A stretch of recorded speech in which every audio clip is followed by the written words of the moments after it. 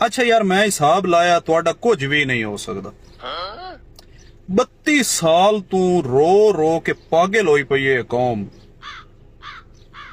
हमें तो अपनों ने लूटा, गैरों में कहां दम था। मेरी कश्ती थी डूबी वहां जहां पानी कम था।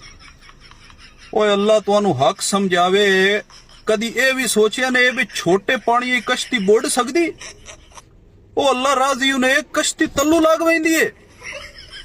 छोटे छोटे पानी च कश्ती उस आग छोड़िया तुसी मान लिया ते हाल हाल गत रख।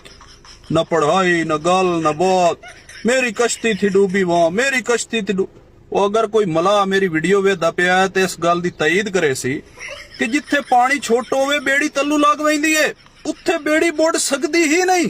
क्यों डॉक्टर साहब? बिल्कुल ठीक कह रहे हो डॉक्टर साहब।